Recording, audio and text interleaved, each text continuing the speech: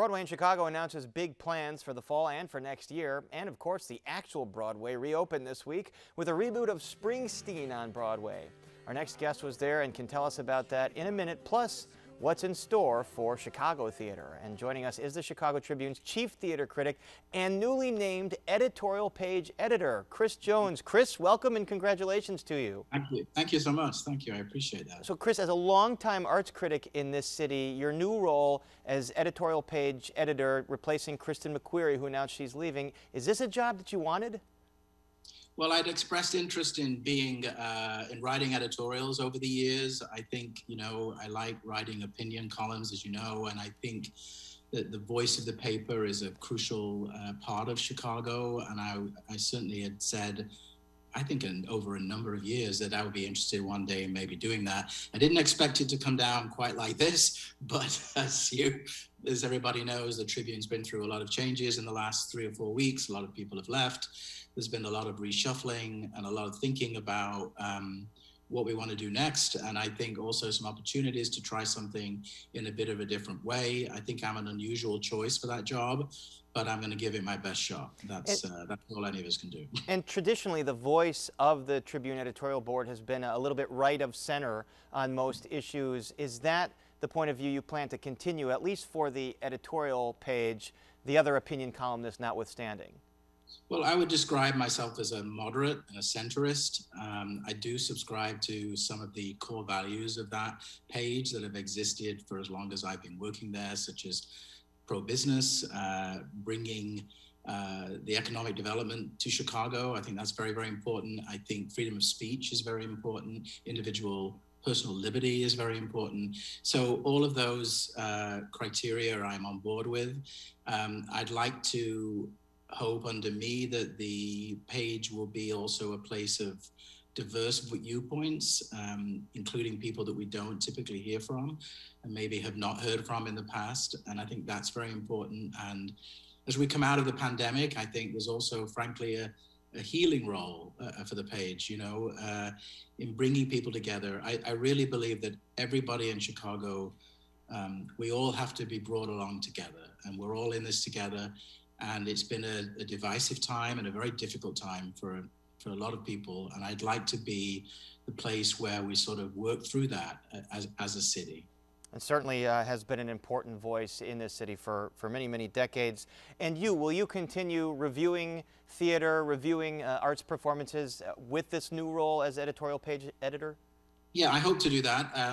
That's very important to the paper. There's a great tradition of that. It's also, frankly, one of my great joys in life to explore and explain to my readers the fantastic arts community that we have in Chicago, and I would hate to lose that opportunity. And so my intention, hopefully, is to be able to do all of this. The reality, we're a smaller paper now, and so I'm not unusual. There's a lot of people doing a lot of different jobs who are really sort of stretching themselves into things they haven't done before.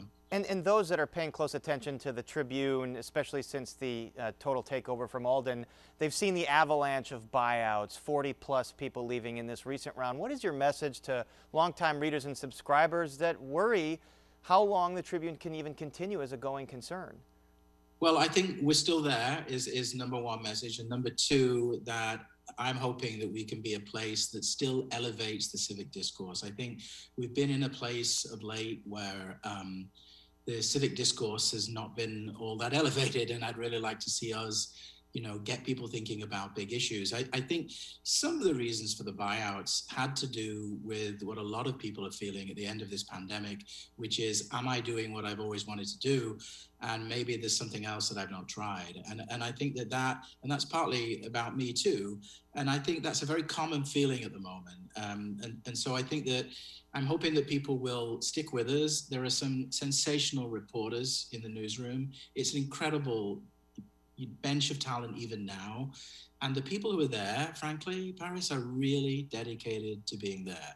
They chose not to do this, and they're taking all the risks that you take in today's environment. We'll look forward to continue to book them on shows like the Week in Review. Let's move over to the arts.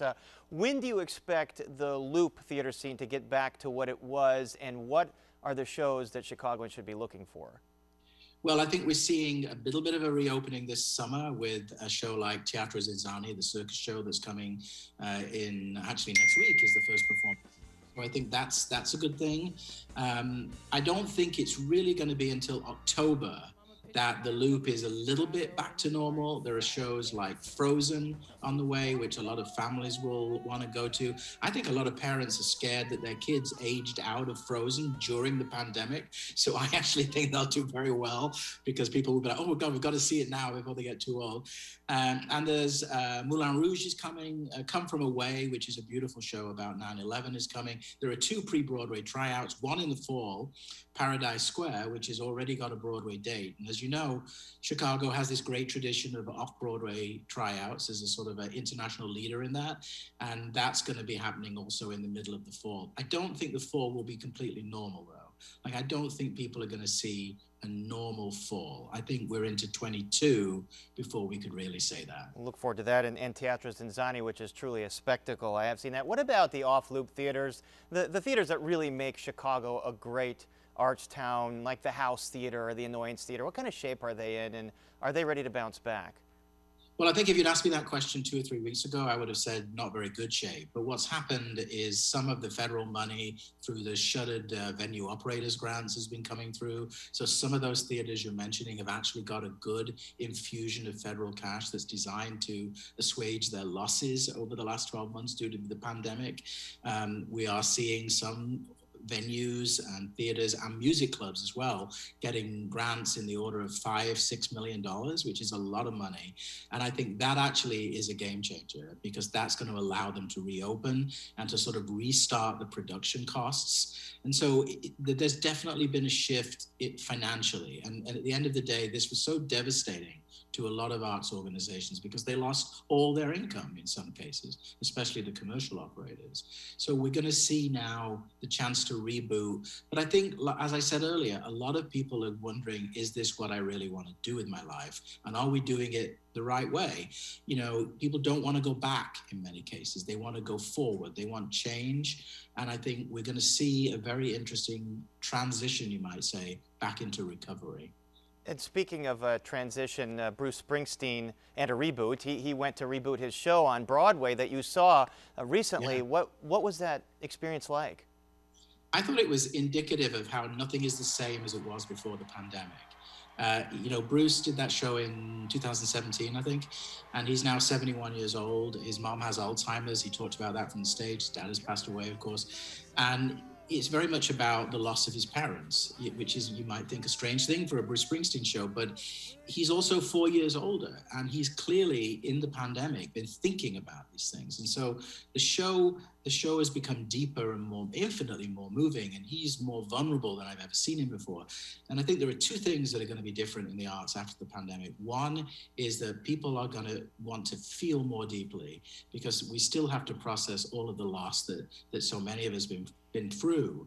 Then the other thing I think that's going to be different is we're not going to take things for granted. So just sitting in a theater hearing Bruce Springsteen, I might have taken that for granted, perhaps. Not anymore. Now it feels, you know, the most glorious thing in the world.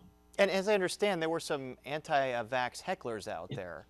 There were a lot of anti-vax hecklers. I mean, I turned the corner of the block and there were several hundred of them. You know, and there you have this issue that's going on in the arts where some people are requiring vaccination. So Broadway generally has said that you have to be vaccinated to go to a show. So the Springsteen show had no masks, but theoretically a guarantee that everybody was vaccinated. But that doesn't sit well with some people, of course, because it collides with their sense of individual liberty. And then in Chicago, we're not seeing that as much yet anyway. But I think that's, of course, a big decision that people have to make. Am I going to require vaccination? And then how are people going to prove it?